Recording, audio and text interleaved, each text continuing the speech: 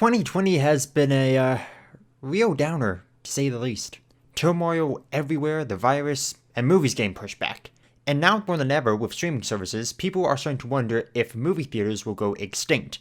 But Warner Brothers seems to be the studio that's trying their best to save them. Tenet dropped recently, and they promised that Wonder Woman 1984 will be released in theaters, and now they've dropped the first trailer for Dune.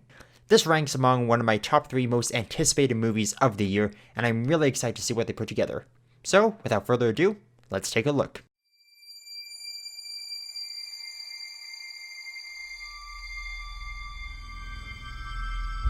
We're barely past the logos and I'm already on board.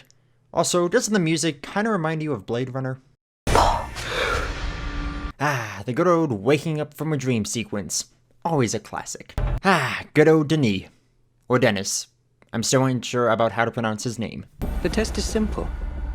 Remove your hand from the box, and you die. The gum jabber. With the exception of the dream and that one shot, everything that we've seen in the trailer so far has happened at the very start of the book. What's in the box? Pain. That moment definitely has some meme potential. You have proven you can rule yourself. Who knew the ingredient to taking down Thanos was Timothée Chalamet? But in all seriousness though, that was pretty cool. My father rules an entire planet. He's losing it. For those who are uninitiated in Dune, it's basically Game of Thrones in space. Also, I'm surprised Arrakis doesn't have like a huge orange glow. But if that's how Denis wants to roll, that's how he rolls. Jason Momoa, such a chill dude. Let's fight like demons. Not gonna lie, the violence in this trailer is fairly intense.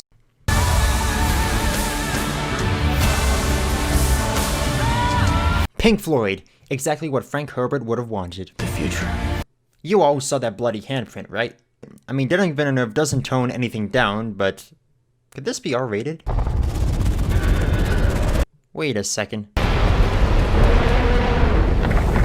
Is that what I think it is?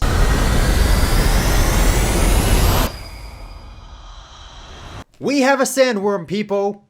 We have a sandworm!